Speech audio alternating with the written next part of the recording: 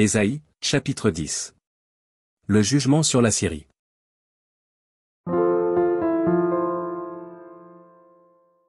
Malheur à ceux qui prononcent des ordonnances iniques, et à ceux qui transcrivent des arrêts injustes.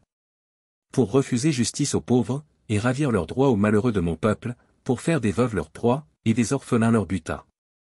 Que ferez-vous au jour du châtiment, et de la ruine qui du lointain fondra sur vous? Vers qui fuirez-vous, pour avoir du secours, et où laisserez-vous votre gloire? Les uns seront courbés parmi les captifs, les autres tomberont parmi les morts. Malgré tout cela, sa colère ne s'apaise point, et sa main est encore étendue. Malheur à l'Assyrien, verge de ma colère. La verge dans sa main, c'est l'instrument de ma fureur. Je l'ai lâché contre une nation impie, je l'ai fait marcher contre le peuple de mon courroux, pour qu'il se livre au pillage et fasse du butin, pour qu'il le foule aux pieds comme la boue des rues. Mais il n'en juge pas ainsi, et ce n'est pas là la pensée de son cœur, il ne songe qu'à détruire, qu'à exterminer les nations en foule. Car il dit, mes princes ne sont-ils pas autant de rois? N'en a-t-il pas été de Calno comme de Carchemish? N'en a-t-il pas été de Hamath comme d'Arpad? N'en a-t-il pas été de Samarie comme de Damas? De même que ma main a atteint les royaumes des idoles, où il y avait plus d'images qu'à Jérusalem et à Samarie. Ce que j'ai fait à Samarie et à ses idoles, ne le ferai-je pas à Jérusalem et à ses images? Mais, quand le Seigneur aura accompli toute son œuvre sur la montagne de Sion et à Jérusalem, je punirai le roi d'Assyrie pour le fruit de son cœur orgueilleux, et pour l'arrogance de ses regards hautains. Car il dit, c'est par la force de ma main que j'ai agi, c'est par ma sagesse, car je suis intelligent, j'ai reculé les limites des peuples, et pillé leurs trésors, et, comme un héros, j'ai renversé ceux qui siégeaient sur des trônes.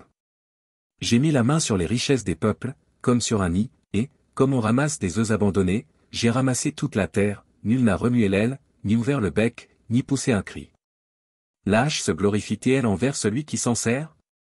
Ou la scie est-elle arrogante envers celui qui la manie? Comme si la verge faisait mouvoir celui qui la lève, comme si le bâton soulevait celui qui n'est pas du bois.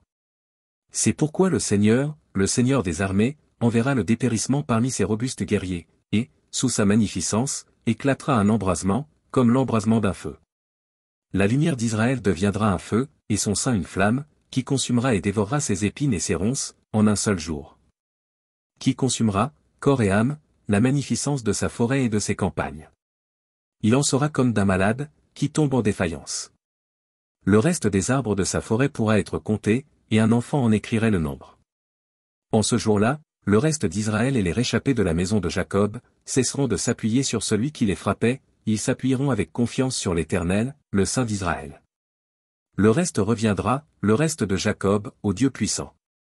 Quand ton peuple, ou Israël, serait comme le sable de la mer, un reste seulement reviendra, la destruction est résolue, elle fera déborder la justice. Et cette destruction qui a été résolue, le Seigneur, l'Éternel des armées, l'accomplira dans tout le pays. Cependant, ainsi parle le Seigneur, l'Éternel des armées, ô mon peuple, qui habite en Sion, ne crains pas l'Assyrien. Il te frappe de la verge, et il lève son bâton sur toi, comme faisaient les Égyptiens. Mais, encore un peu de temps, et le châtiment cessera, puis ma colère se tournera contre lui pour l'anéantir. L'Éternel des armées agitera le fouet contre lui, comme il frappa Madian au rocher d'Horeb, et, de même qu'il leva son bâton sur la mer, il le lèvera encore, comme en Égypte.